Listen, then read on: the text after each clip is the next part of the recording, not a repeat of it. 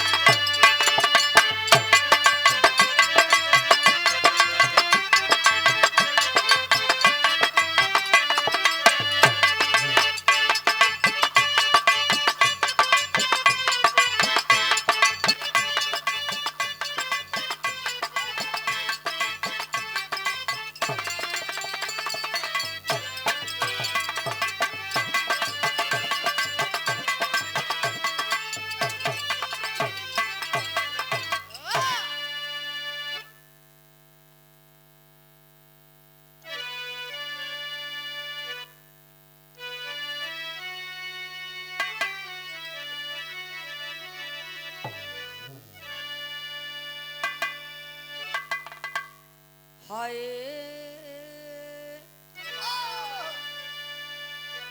मोरे राम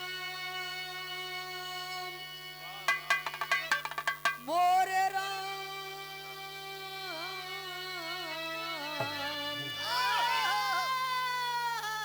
हे भोले जोगिया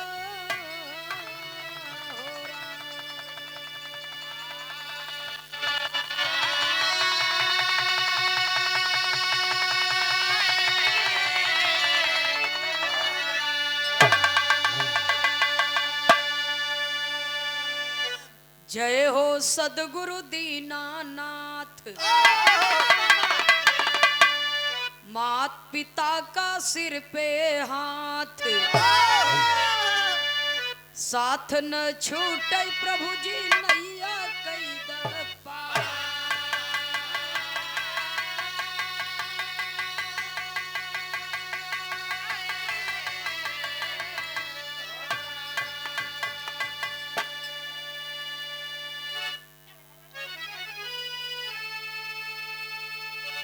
नमो नमो बिंदेश्वरी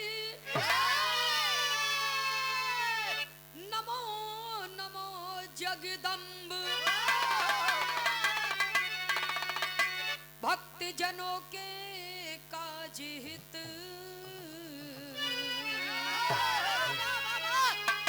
मां करती नहीं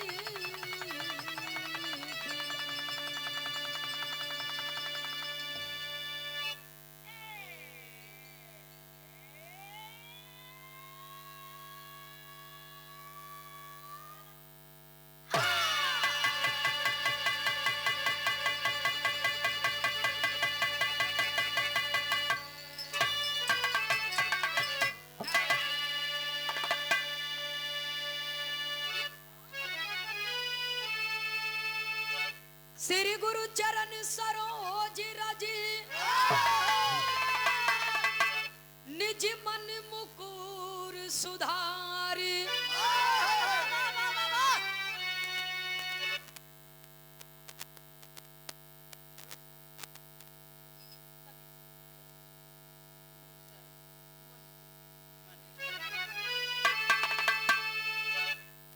श्री गुरु चरण सरोज रज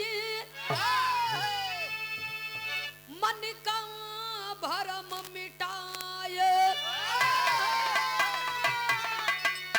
पंचभूत के तन हृदय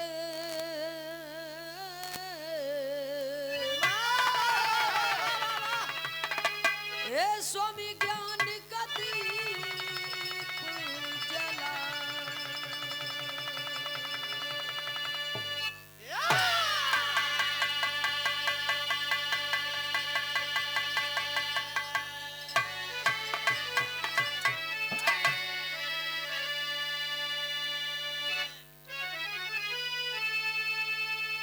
आया है सो जाएगा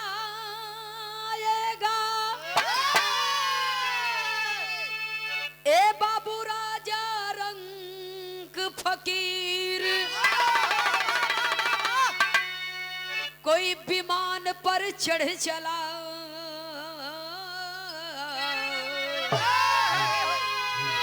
तो कोई बंधा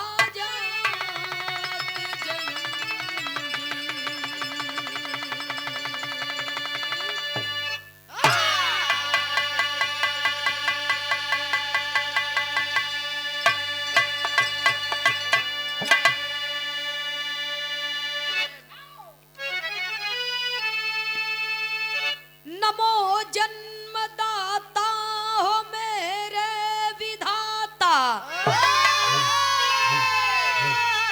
बनाता जो नाता लहू को नमामि। नमो तात पाता सहोदरी जो भ्राता।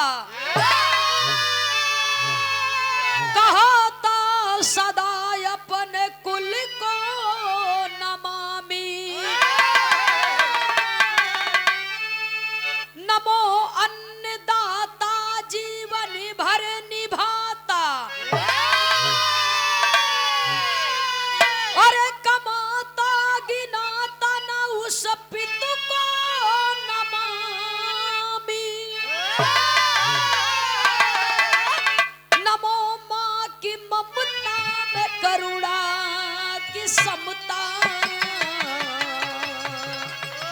क्षमता न सागर में उस माँ को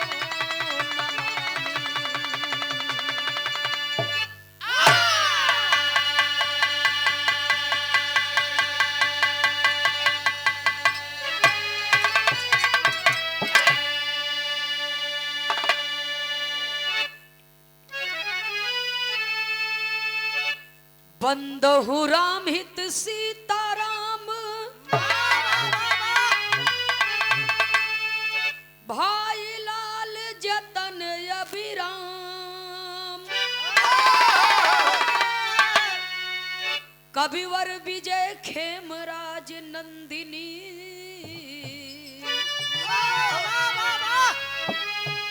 अरे सबको कर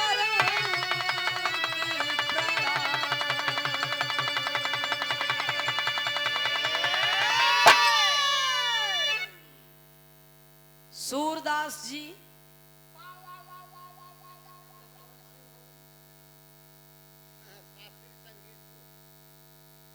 समय का अभाव है। जैसे देखे जैसे समझे वैसने काम कै लेवे के।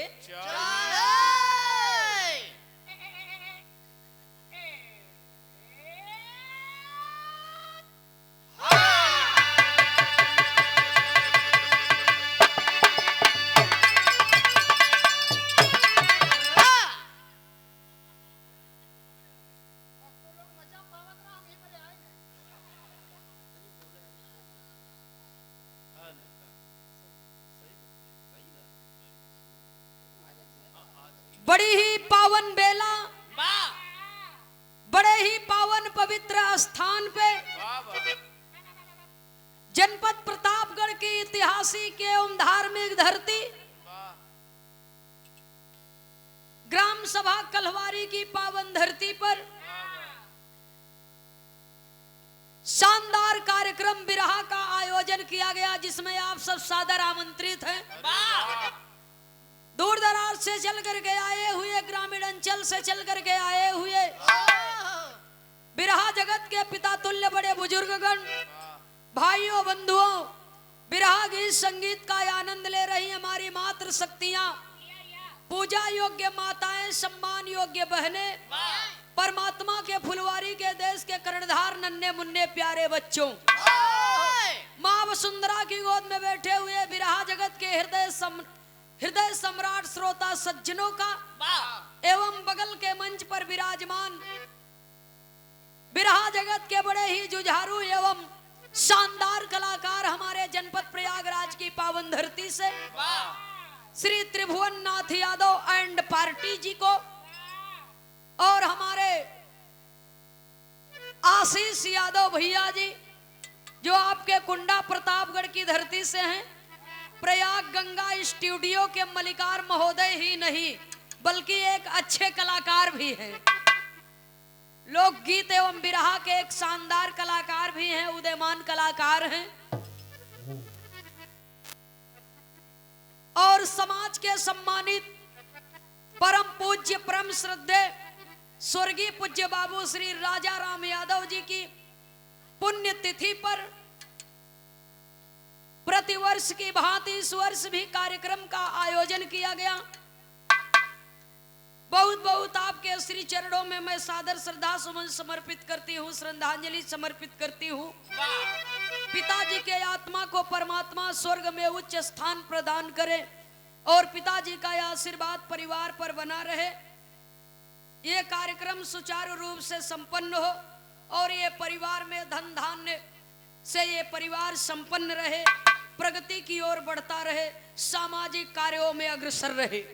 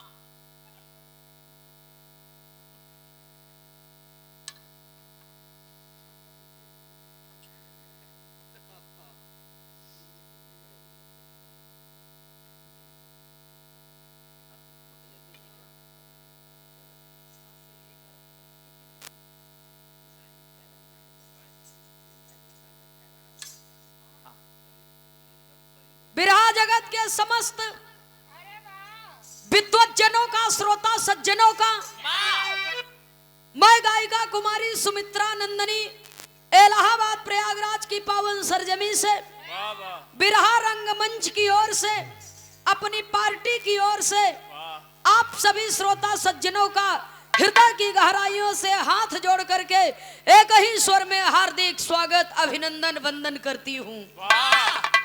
बहुत बहुत सादर नमन है और स्वागत की कड़ी में हम कलाकारों के अभिभावक बड़े भैया जी श्री कमलेश चंद्र यादव जी की पूजनीय माता जी, इस घर की सबसे बड़ी मालकिन और सबसे बड़ी मुखिया की ओर से ये सम्मान और आशीर्वाद आया है। पिताजी इस दुनिया में नहीं रहे, लेकिन आज इतना बड़ा भरा पूरा परिवार है। वो माँ की कोख धन्य हो गई जो उन्हें माई के कोख से हमारे कमलेश चंद भैया जैसा लायक सपूत जन्म लिए। आज पिताजी के याद में इतना बड़ा कार्यक्रम का आयोजन कर दिए। कहा जाता है होनहार बिरवान के होत चिकने पात, बाढ़े पूत पिता के घर में खेती उपजे अपने कर में। पूजनीय माता जी की ओर से और स्वर्गीय पूज्य बाबूजी के दोनों बहुओं की ओर से पुष्प की पंखुड़ियों में गुथा हुआ प्यार दुलार भरा हुआ स्नेह से सुसज्जित सुंदर पुष्पहार सादर 500 रुपया दे करके सम्मान किया गया, माता जी की ओर से, भाभियों की ओर से। बहुत बहुत आप सबको सादर नमन है। मालिक सुखी रखे, परिवार सुखी रहे, पिताजी का आशीर्वाद परिवार पर बना रहे, ये परिवार फलता फूलता प्रगति की ओर बढ़ता रहे। और हमारे पूज्य बाबू श्री हीरालाल यादव जी, कमलेश भैया, जब हम यहाँ आए तब हमारे समझ में आए कि मंच भी वही है, स्थान भी वही है। एक बार स्वर्गीय लहरी उस्ताद से इसी मंच पर, इसी जगह पर कार्यक्रम हुआ था और बहुत आशीर्वाद और सम्मान कल्हवारी की धरती से हमें मिलता है। और हमारे बबलू भैया साउंड वाले सूचना दिए कि हमारे कमलेश भैया जी का कार्यक्रम है। कवि जी से बात हुई, बड़ा प्यार दुलार स्नेह मिलता है और प्रतापगढ़ की धरती पर नंबर 1 का साउंड है हमारे बबलू भाई का। वाह, कोनो जोड़ नहीं बा। बहुत बहुत सादर नमन है और आपके पूरे परिवार को मैं हृदय की गहराइयों से सादर अभिवादन करती हूं।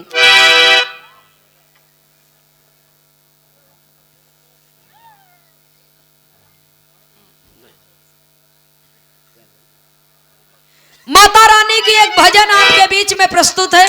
मास्टर साहब कोनो गीत का लाइन बता क्या हुआ।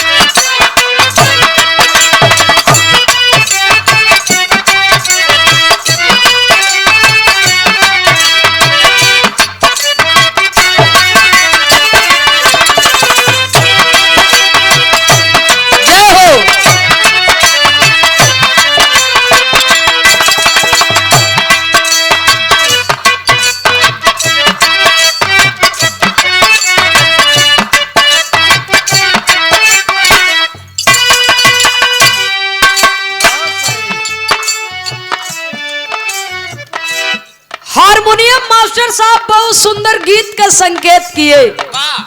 भजन से पहले धुन तर्ज न बोले के चाहिए, लेकिन बढ़िया बात रहे तो कह देवे के चाहिए।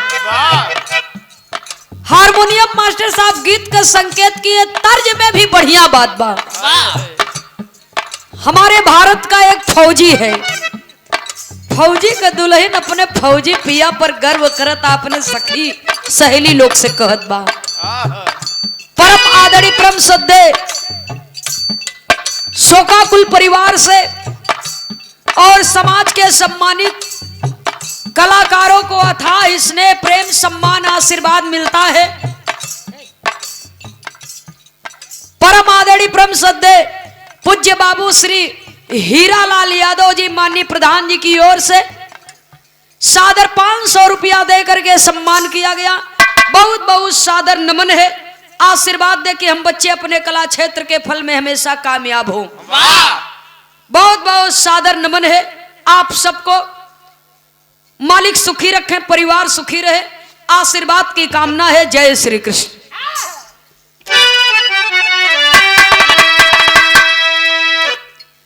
कहत बानी भारत के जननवा हो,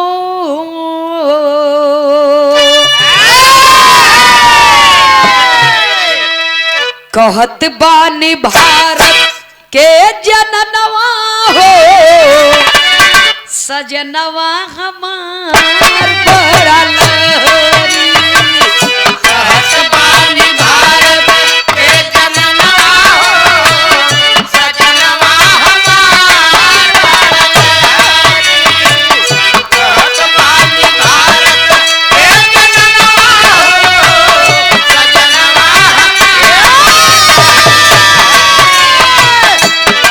बानी भारत के जननवा हो, सजनवा हमार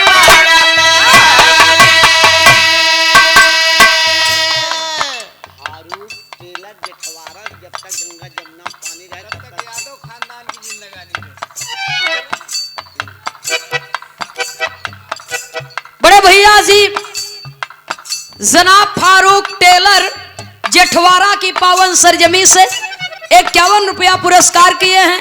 सलाम कबूल हो, दुआ दे हम बच्चे अपने फल में हमेशा कामयाब हो।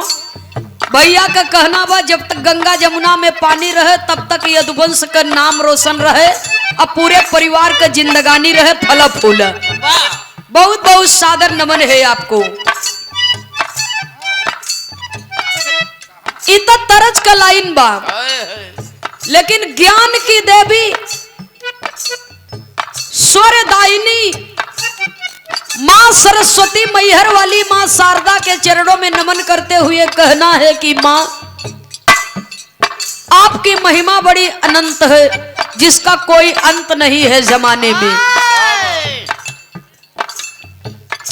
जगत जननी माता रानी के चरणों में नमन करते हुए, जन्मदायिनी माँ के चरणों में नमन करते हुए कहना है,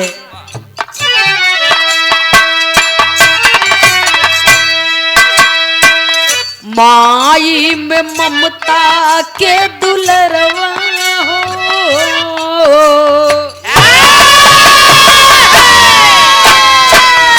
माई में ममता के दुलरवा हो, अचरवा ओढ़ा द जननी, माई में ममता के दुलरवा हो, अचरवा ओढ़ा द जननी, माई में ममता के दुलरवा हो, अचरवा ओढ़ा द जननी, माई में ममता के दुलरवा हो, अचरवा ओढ़ा द जननी। भैया Hemant glass and aluminium fabricator Jethwara post office के सामने प्रतापगढ़ रोड, प्रोपराइटर विनोद सरोज जी की ओर से सादर 51 रुपया देकर के सम्मान किया गया। बहुत बहुत सादर नमन है। मालिक का आशीर्वाद रोजी रोटी पर बनल रहे भैया। माँ से कहना है कि ये माँ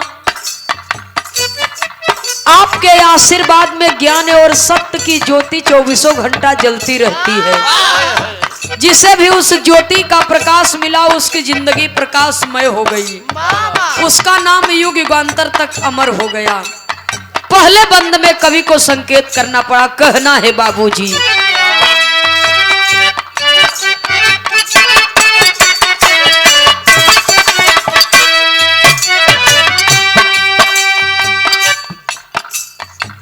नौ महीना गर्भ में धोवलू मयरिया,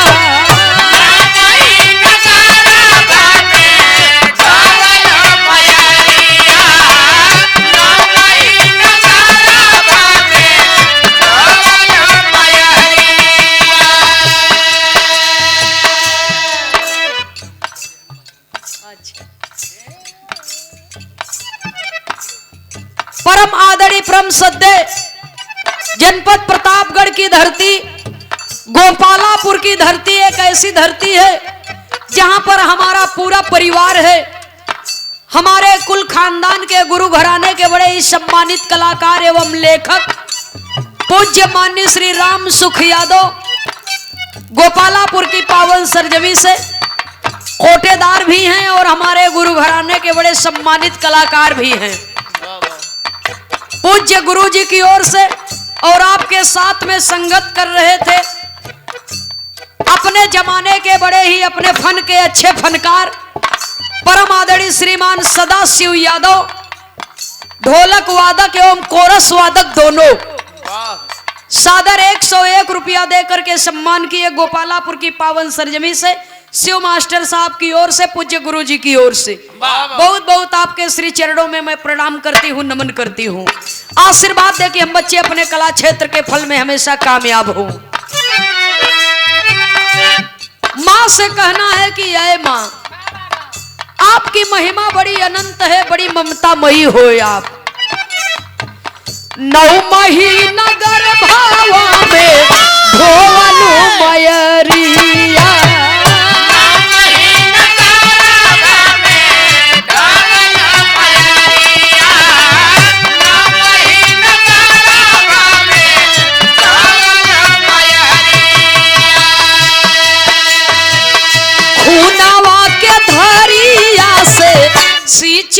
शरीरिया।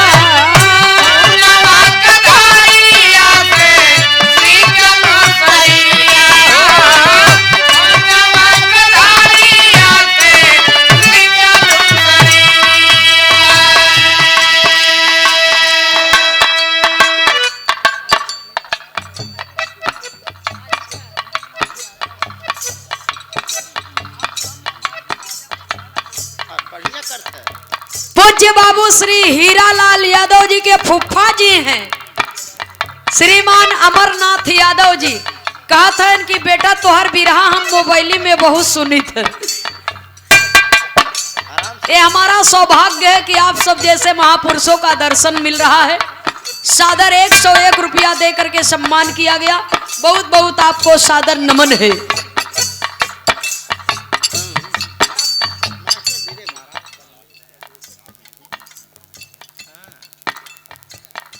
बड़े भैया श्रीमान कमलेश यादव जी के परम मित्र हैं।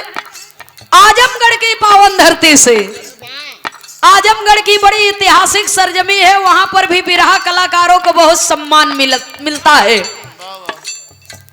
आपके यहाँ के आजमगढ़ बिलरियागंज के दिलवर यादव जी हैं जिला पंचायत सदस्य। और बिलरियागंज आजमगढ़ का बहुत ऐतिहासिक सरजमी है। वहां पर बहुत ही भव्य कार्यक्रम होता है।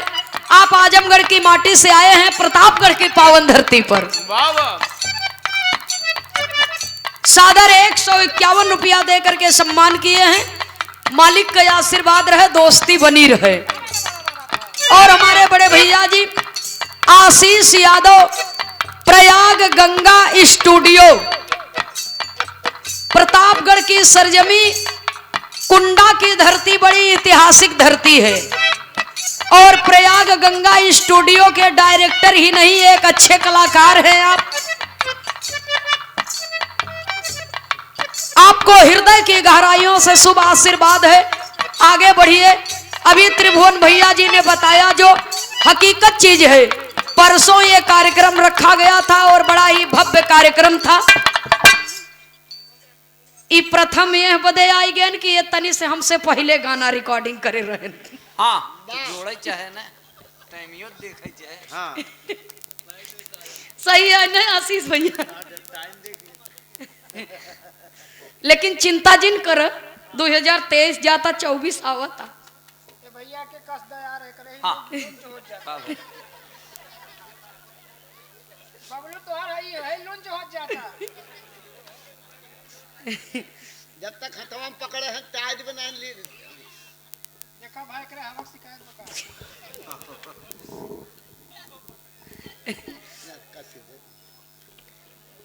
एक प्रतिस्पर्धा है बाबूजी। बहुत सुंदर और बहुत साफ एकदम स्वच्छ रिकॉर्डिंग प्रयाग गंगा स्टूडियो की है। और आज तक कोई यूट्यूबर कोई स्टूडियो वाले ने ऐसा कार्यक्रम नहीं किया जैसा हमारे आशीष भैया ने किया। एक बार जोरदार तालियों के साथ में इनका हौसला बुलंद करेंगे। ये आपके प्रतापगढ़ की धरती के हैं। बहुत बहुत आपको शुभकामना है। हृदय की गहराइयों से आशीर्वाद मिले, तरक्की करिए, आगे बढ़िए। और हम लोगों का पूरा पूरा सहयोग आपके साथ में रहेगा। सुंदर पुष्पहार सादर 500 रुपया दे करके सम्मान किया गया। मालिक आपको सुखी रखे, माता सरस्वती आपको अपने काम में कामयाब बनाए। उपस्थित सकल पंच के श्री चरणों में सादर नमन, आशीर्वाद की कामना। जय श्री कृष्ण। कवि को संकेत करना पड़ा बाबूजी। अरे 9 महीना गर्भ में ढोवलू मयरिया, एक खूनवा के धारिया से सिंचलू शरीरिया।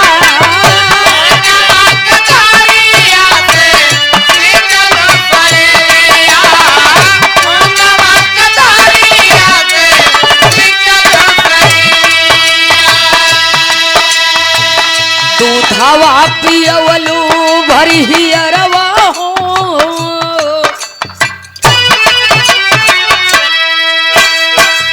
दूधवा पियवलू अचरवा ओढ़ा जननी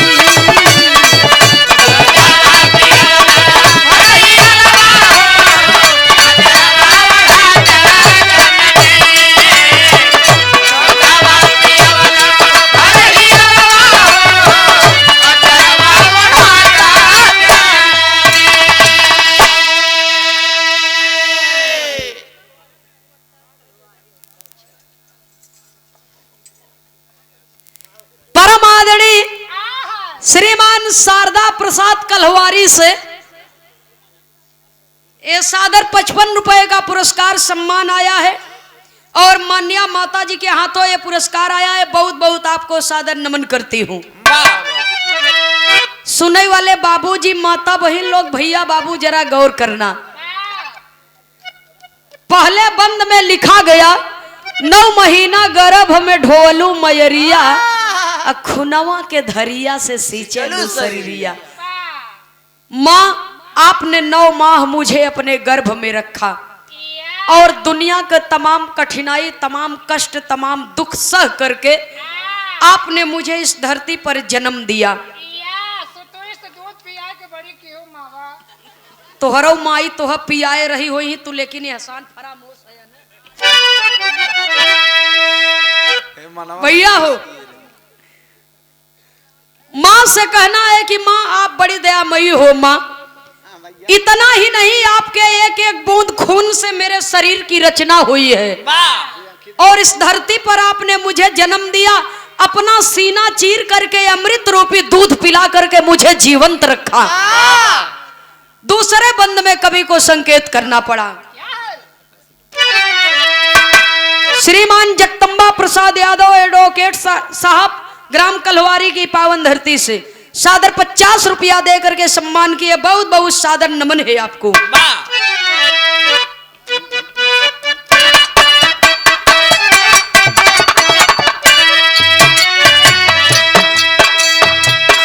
तेल उपटन कई के काला टीकावा लगावलू,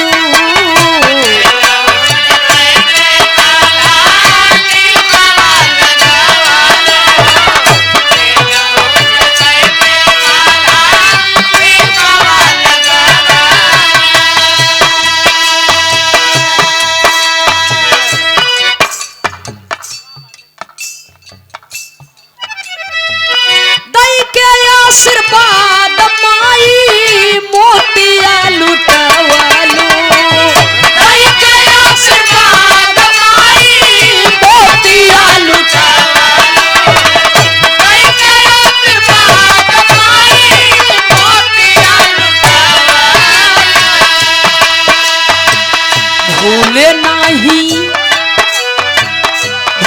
नाही तो राय दरवा हो,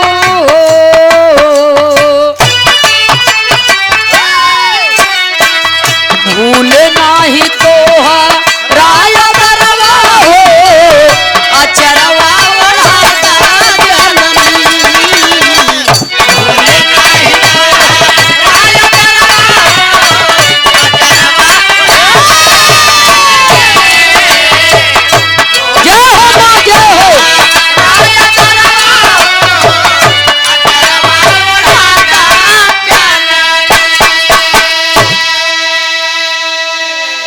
श्रीमान अमित यादव समाजवादी पार्टी ब्लॉक अध्यक्ष मानधाता प्रतापगढ़ सादर 201 रुपया देकर के सम्मान किए। समाजवादी गीत का फरमाइश से बहुत बहुत सादर नमन है। अवसर मिली तो वो गाय दिया जाई। अब ही श्रद्धांजलि का कार्यक्रम चलत बा।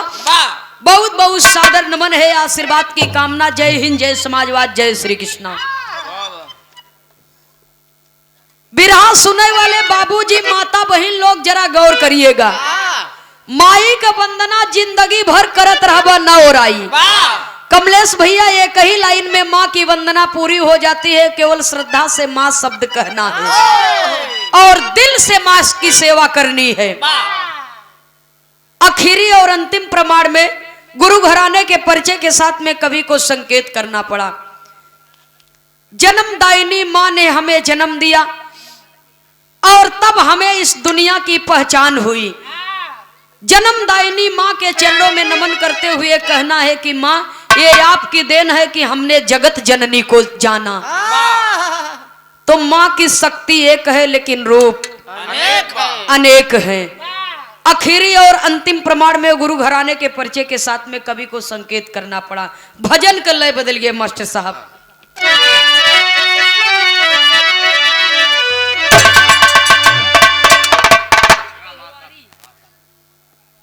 सेवा में श्रीमान रमेश चंद्र पटेल जी आशापुर की पावन सरजमी से सादर 20 रुपया देकर के सम्मान, सादर 21 रुपया देकर के सम्मान किए बाबू रमेश चंद्र पटेल जी की ओर से बहुत बहुत सादर नमन है, आशीर्वाद की कामना है।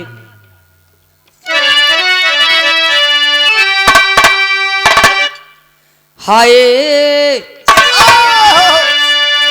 नयनवा में राम बसी गए, रामा रामा रामा रामा अरे मोरे रामा, नयनवा में राम बसी गए।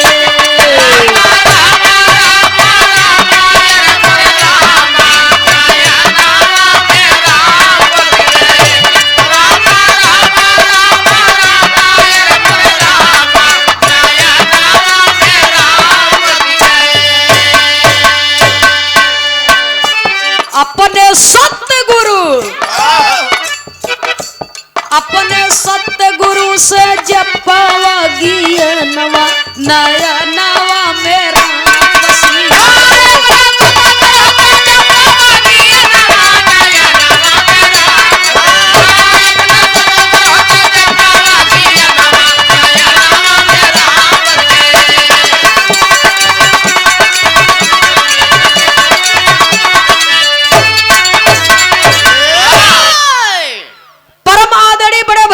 श्री कमलेश यादव जी के साले साहब बड़े भैया श्री सुभाष यादव जी की ओर से सुंदर पुष्पहार सादर 201 रुपया देकर के सम्मान किया गया। बहुत बहुत आपको सादर नमन है।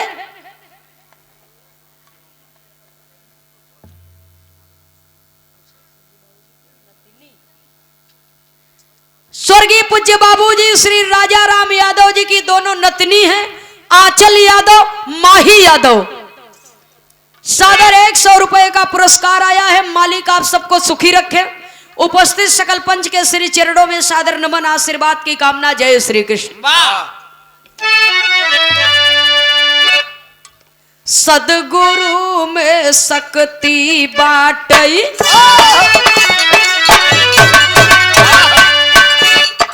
कह गए दास पुकारी जी, बलिहारी गुरु हमें बताए, दिए इशारा भारी जी। स्वामी जी हैं प्रभु हमारे, सब में दिए निसवारी जी। अरे बार बार गुरुवर के सुमिरब, ए भैया बार बार गुरुवर के सुमिरब, इतना अर्ज हमारी जी।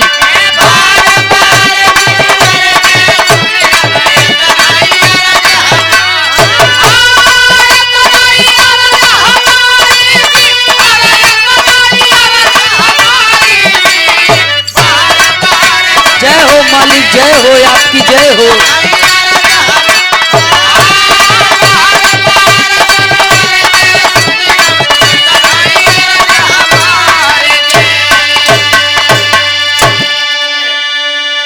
तई सब सदगुरु की बलिहारी, अरे सब सदगुरु की बलिहारी, हम पे दिए जदुइया डारी, नयनवा में राम बसी गए। स्वर्गीय बाबा राम कैलाश के हरदम सदगुरु पर धियनवा, नयनवा में राम बसी गए।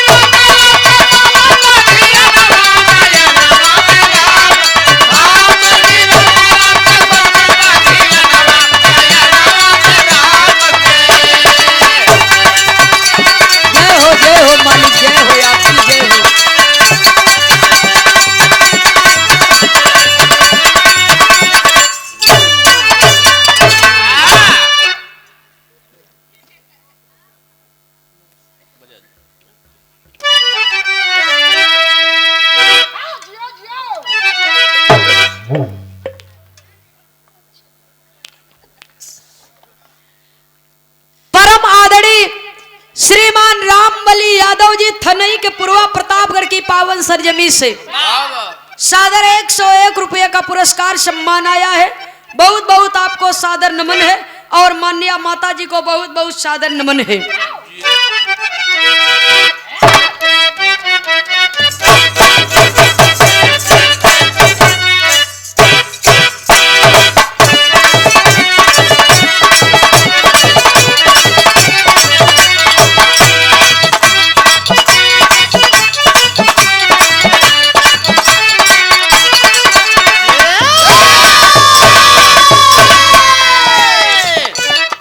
हारमोनियम मास्टर साहब बहुत सुंदर गीत का संकेत किए। सोरह कला अवतारी मुरली मनोहर भगवान श्री कृष्ण कन्हैया जी के बाल्य अवस्था बाल लीला कर रहे हैं। सखियां सब चिढ़ावत है, कहा ये करियऊ तू इतना करिया है तो हर बियाह न होई। जब इतना बात सुनत है भगवान कन्हैया खाली वो मंद मंद मुस्कियात है, कुछ बोलत नहीं है। क्या प्रेम था सांवले सलोने श्री कृष्ण जी के। सखियां कहत हैं कि तू इतना करिया है तो हर बियाह न होई। चिढ़ाए के सखी लोग कहत का है, अरे हमारा सावर रंग मन नहीं भावे, ए हो सांवरिया।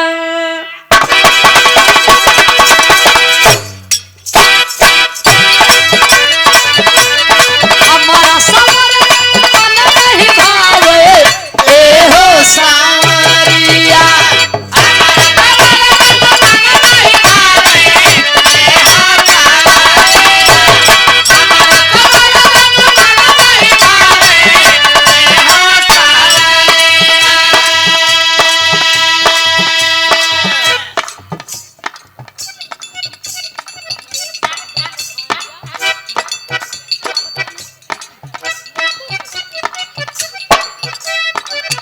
भैया बड़े भैया कमलेश यादव जी के भांजा मोटूक यादव जी की ओर से सादर 100 रुपए का पुरस्कार आया है। बहुत बहुत हृदय की गहराइयों से शुभकामना है। मालिक सुखी रखें आपको। उपस्थित सकल पंच के श्री चरणों में सादर नमन है। हमारा सावर रंग मन नहीं भावे, ए हो सांवरिया।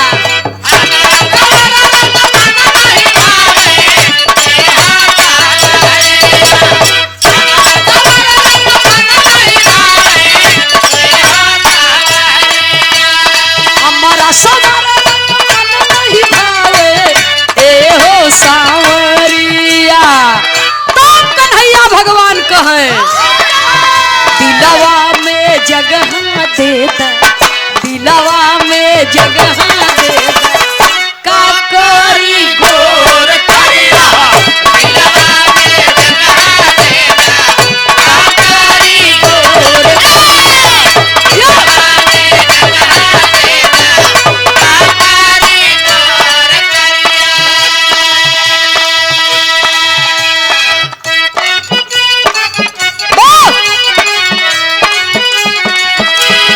इस दुनिया में 3 हठ बहुत कठोर होत है। राजहट, बालहट, तिरिया हट। जानत है अब वो डांडे नाई के है न जनत।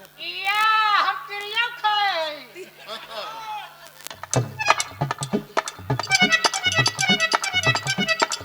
रुक जा। लवलेश यादव।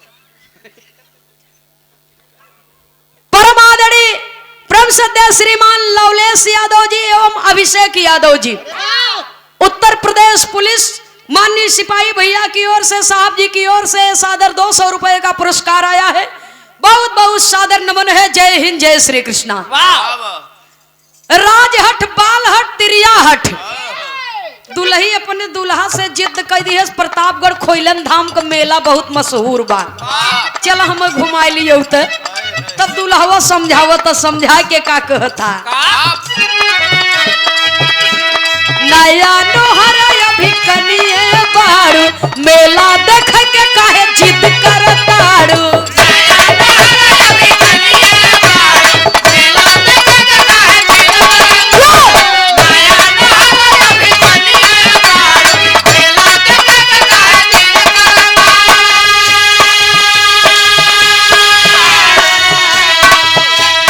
नया नोहर अभी कनिए बाड़ू मेला देख के काहे जिद करताड़ू झूठा ही के पड़ल बाड़ू झूठा ही के पड़ल बाड़ू काहे मेला में धनिया है जइबू प्रतापगढ़ के मेला धनिया है जइबू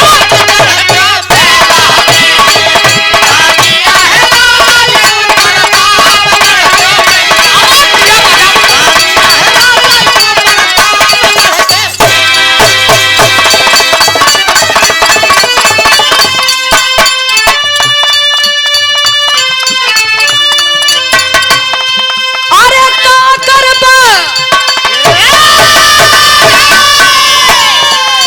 हे का करबा अरे राई राई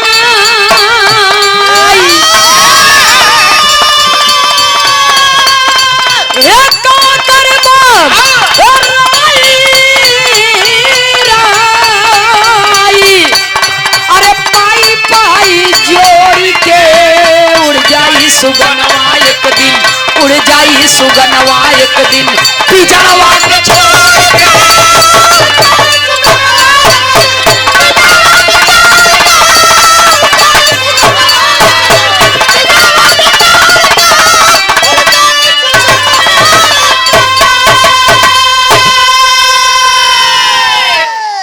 अरे बस जिया जिया सबा सवेरा रसगुल्ला खिला दे।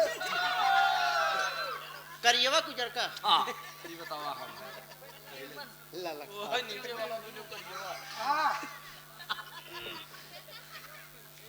अरे जिया हमरे इलाहाबाद के शेर।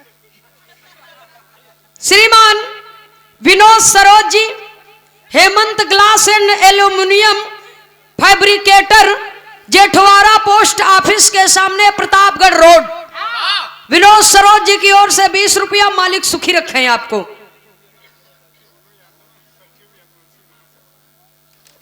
अच्छा सचिव यदुवंशी महासभा से बड़े भैया जी मोनू यादव जी की ओर से सादर 51 रुपया पुरस्कार आया है सम्मान आया है बहुत बहुत सादर नमन जय श्री कृष्ण।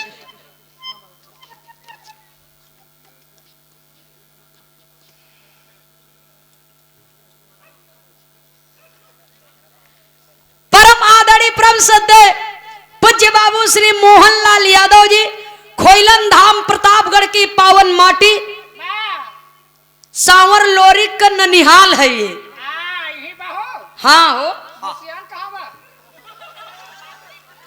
पैसा दत बताई अब हम पैसा तो ले ही आई है दे छोड़ा हुआ है। लच्छा ही बात पे फिर ले केहर पकड़ावत हो हम कल हाथ पकड़ावा करा। सहूर से रह नहीं कोनो दिन हम मोहे भले बारह बजा लिए। बाबू मोहनलाल यादव जी की ओर से अरे वाह सादर 100 रुपए का पुरस्कार हमरे बदे और सादर 100 रुपया पुरस्कार हमरे सूरदास जी के लिए। वाह हमरे पार्टी के सबसे दुलरुआ हैं ने। हम हे दुलरुआ है 6 महीना करू तेल पिए। बहुत बहुत सादर नमन बाबू मोहनलाल जी को। मालिक सुखी रखे परिवार सुखी रहे आपका आशीर्वाद हम बच्चों पर बना रहे। वाह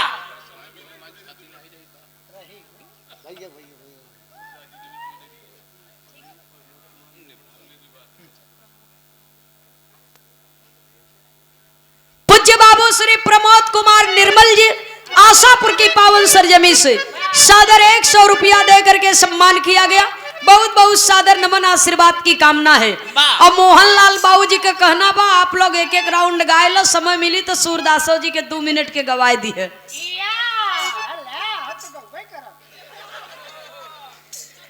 बहुत बहुत सादर नमन। जय श्री कृष्ण। वाह का करबा राई राई पाई पाई जोड़ के उड़ जाई सुगनवा एक दिन पिजड़वा के। छोड़ के बहुत सुंदर लोकगीत आप लोगों ने सुना। एक छोटी सी गीत इधर से भी आप लोग के बीच में प्रस्तुत है। उसके बाद बारी बारी से दोनों कलाकारों से आप लोग बिरहा का आनंद लेंगे। एक लाइन तर्ज का भाव है मास्टर साहब। अरे जिया जिया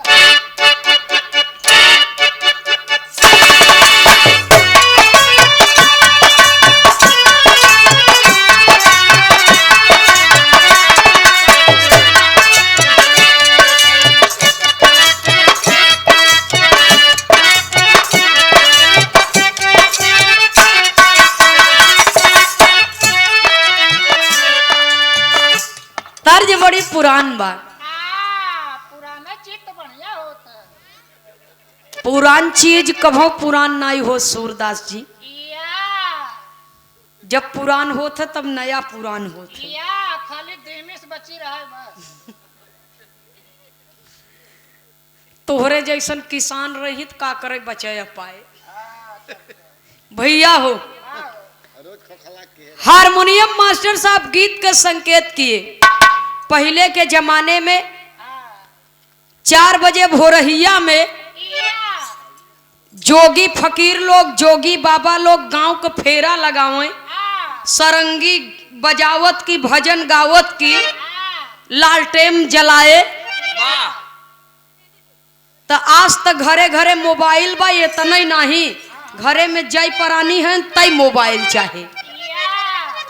तो मोबाइल फोन के आगे बाबूजी जो पुरानी विधियां थी, पुरानी चीजें थी, आज के समय में जो आज के लड़का पैदा होता है वो जनबई न करही आवे वाले समय में कि गुड़ कैसे बनत रहा, सेतुआ का होत रहा।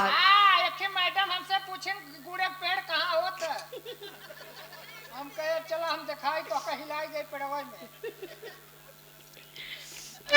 भैया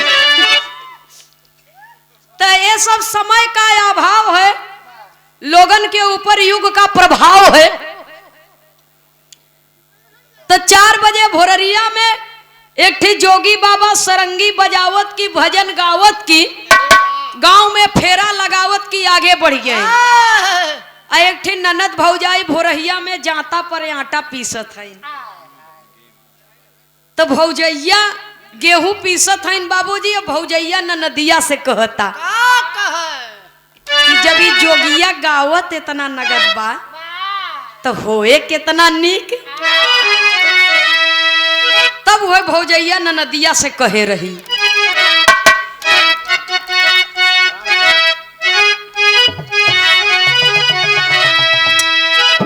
सरंगिया वाले का डेरावा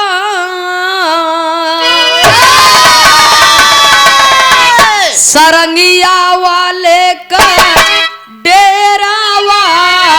अरे बताई लहुरा की नाना दी सरंगिया वाले का डेरावा।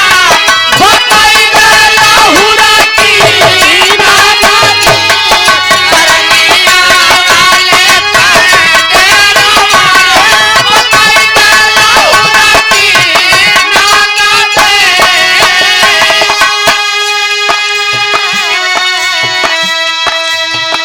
लेकिन गाना के अंदर कवि को संकेत करना पड़ा।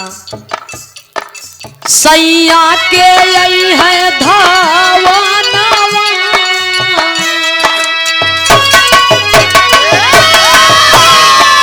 सैया के आई है धावनवा। गवनवा जय मोरे सखिया। सैया के आई है धावनवा। गवनवा जय मोरे सखिया। सैया के आई है धावनवा। गवनवा जय मोरे सखिया।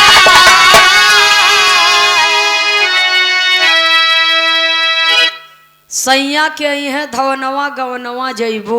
आए सखिया कौन सैया? कौन सही है? नैनो कार वाले नहीं नैनो कार ट्रक ट्रैक्टर जेसीबी वाला नहीं। ई मत सोचा कि खाली मेहर रुए के सैया होते, तोहरो सबके सैया हैं। या हमरे लोग के सैया है का? हाँ तो लोग पिया है। सैया नहीं है तो हम तक पिया है।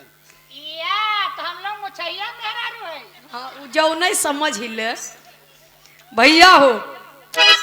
आत्मा रूपी दुल्हन परमात्मा रूपी दुल्हा, जीव हो जंतु हो पशु हो पक्षी हो कुकुर हो बिलार हो कोई भी हो, ये धरती पर अगर वो जीवित है तो करे अंदर आत्मा बा, और आत्मा है तो एक दिन परमात्मा रूपी पिया के पास जाना है।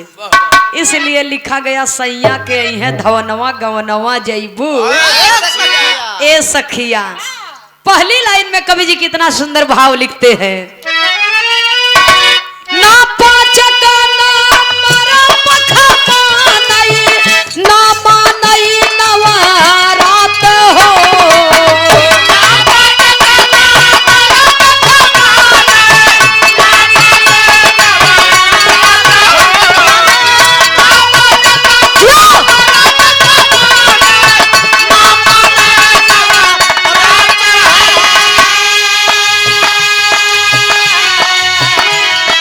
लगी है ना ये कौबा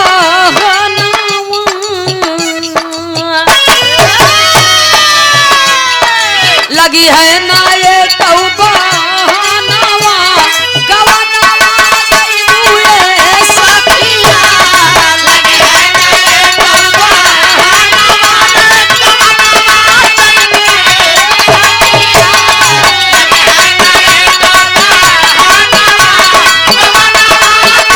ए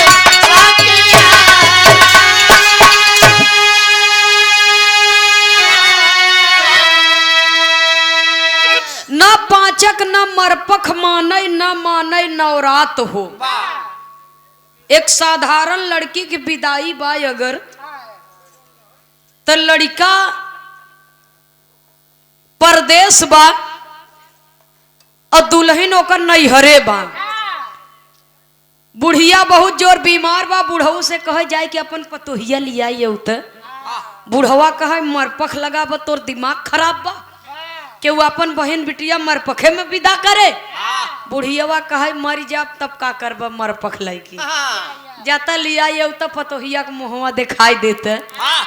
अच्छा बुढ़ऊ दादा गए बोलावे बदे, सांझ के टाइम में समधी समधी दोनों जने भोजन करत हैं। लड़का वाला बाप लड़की वाले बाप से बोलत बा भैया विदैया कह दी है सब रह रहे तनी लिया के चल जा, बुढ़िया घरे बीमार बा कोई पानी दाना देवैया नहीं बा। समधियऊ कहत हन कहे भैया विदैया करबा, कहे कहे भैया विदैया करबा, कहे लड़किया वाला बाप सोचता समधियवा न हाँ करता न नाही करता, खाली हूँ करता। हूँ का मतलब का समझी हम।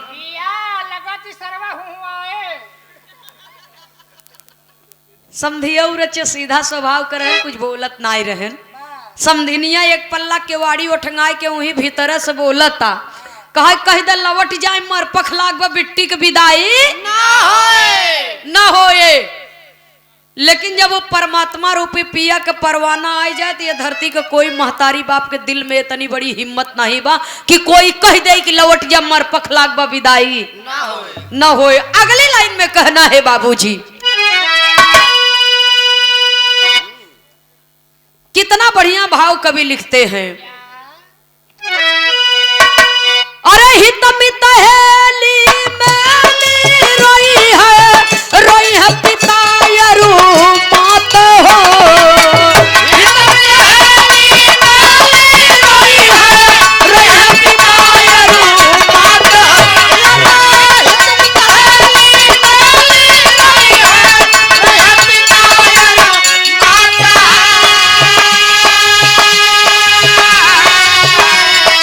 अंतिम होए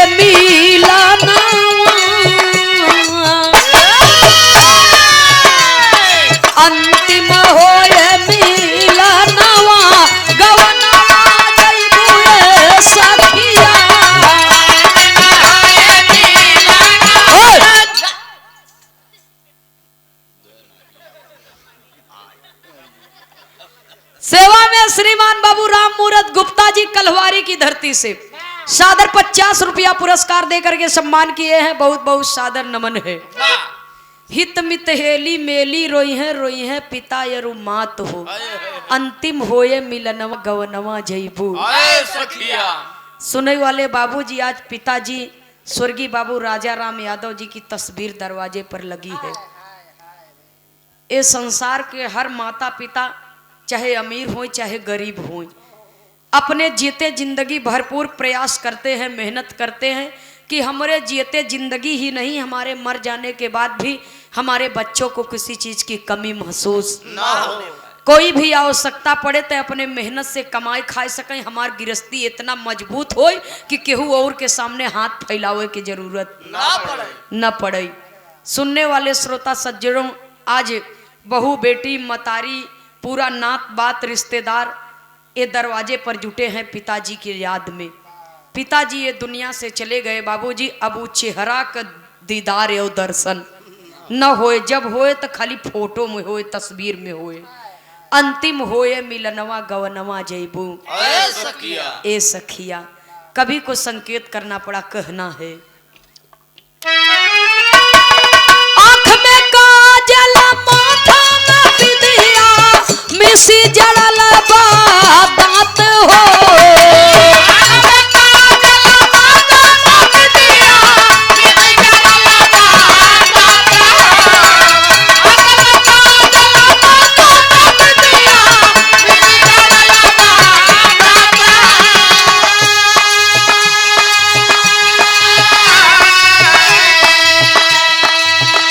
अंग अंग साजी गहनावा, अरे गवनवा जयबू सखिया। सुनने वाले बाबूजी, माता पिता बेटी बेटा सगा बहन भाई केहू न गयल न केहू को कोई, ऐसन बनल बाटे इतिहास सब छोड़ के यही बाबू चला गईले स्वर्गवास सब छोड़ के यही। जब ये लाश के लोग लेके जाए लगत ही शमशान घाट के तरफ, तो जियरा इतनी जल्दी छोड़े नहीं चाहते। हकीकत चीज है।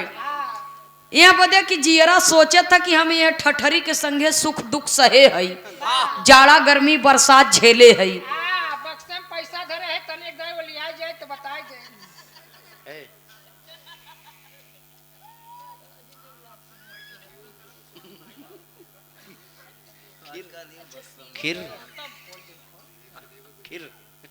अच्छा भैया, शिवम गौतम मोबाइल से बिरहा सुन रहे हैं, गुजरात में हैं।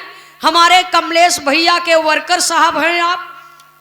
आपके करकमलों द्वारा सादर 50 रुपए का पुरस्कार आया है। बहुत बहुत सादर नमन है। मालिक सुखी रखे, परिवार सुखी रहे।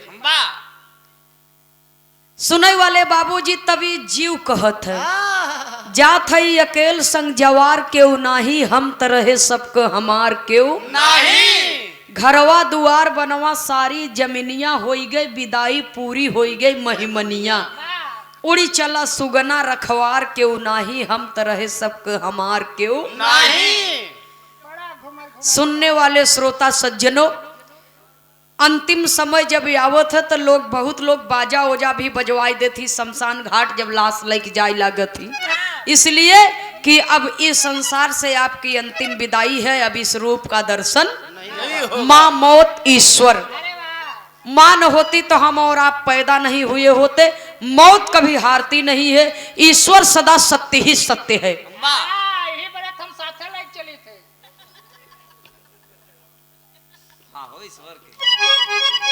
ऐसन बनाने मास्टर तू अंत से बोलत है। हमारी स्वर्थ हमरे साथ है। ये दूसरे जगह से हैं बदे बोलत हैं कि हमरे बब्बा हैं कोरस बोलत हैं ईश्वर चंद यादव। तो इनकर शरीर टोय के देख के कहत है कि हम ईश्वर संगे लेके चली थे, लेकिन असली ईश्वर तो ईश्वरों के कंठ में बा। ईश्वर जौने दिन ईश्वर खत्म हुए वह दिन, इसलिए कवि को संकेत करना पड़ा बाबूजी। माटी का चोला बोला न बोला, जब तक श्वासा ब तब तक आशा ब, जौने दिन श्वासा खत्म हो दिन आशा खत्म, आज बा कालिक पता नहीं बा।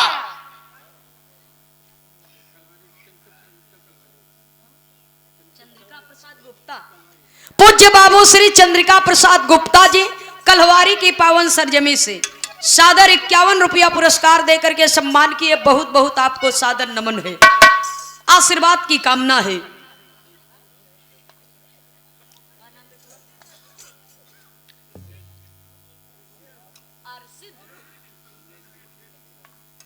अच्छा, हमारे बड़े भैया कमलेश यादव जी के भांजे हैं अर्षित यादव जी की ओर से सादर 100 रुपए का पुरस्कार आया है। पढ़े लिखे इनका भविष्य उज्जवल हो, आगे बढ़े, जीवन में अच्छा कार्य करे, अपने माता पिता कुल खानदान का नाम रोशन करे।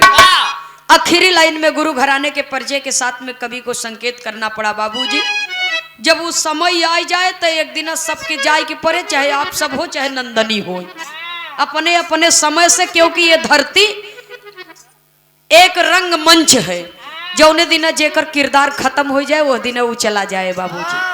मंच पे सब पाठ कराई कवि को संकेत करना पड़ा, कहना है आखिरी और अंतिम प्रमाण में गुरु घराने के परिचय के साथ में आवागमन नित्य प्रतिदिन चालू है। आज पिताजी के बरसी में, पिताजी के श्रद्धांजलि में, पुण्यतिथि पर आप सब आई हैं निमंत्रण में, और एक दिन समय आए तो नंदनियों के पुण्यतिथि पर निमंत्रण में सब लोग जय ही बाबूजी, क्योंकि ये हकीकत है, ये अकाट्य सत्य है। जब हम पैदा हुए हैं तो हमें मरना ही मरना है।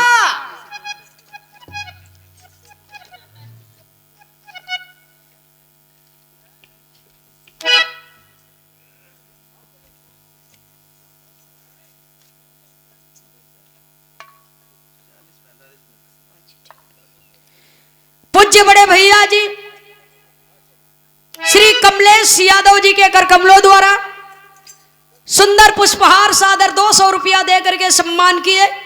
बहुत बहुत सादर नमन, आशीर्वाद की कामना है। भैया के आदेश है कि कम समय में ज्यादा से ज्यादा 45-50 मिनट में एक कलाकार गीत के खत्म करे। अब वही प्रारंभ रहा, वंदना करत गीत गावत थोड़ा सा समय लग जावे करत है। अब बिरहा का नंबर त्रिभुवन भैया जी की ओर से बा, दोनों तरफ से आप लोग बिरहा का आनंद लेंगे, आपके आदेश का पालन होगा। बहुत बहुत सादर नमन, आशीर्वाद की कामना है, पिताजी का आशीर्वाद बना रहे। बहुत बहुत नमन, जय श्री कृष्ण। आखिरी लाइन में कवि को संकेत करना पड़ा बाबूजी, कहना है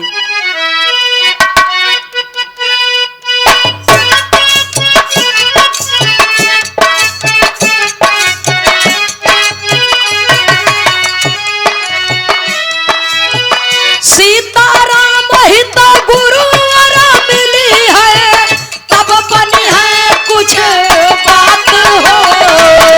सीताराम ही तो गुरु मिली है, तब बनी है कुछ बात हो। सीताराम ही तो गुरु मिली है, तब बनी है कुछ बात हो।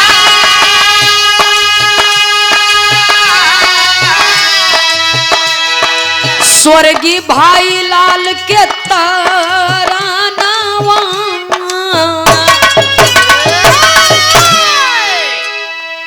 नंदनी खेमराज के तारा,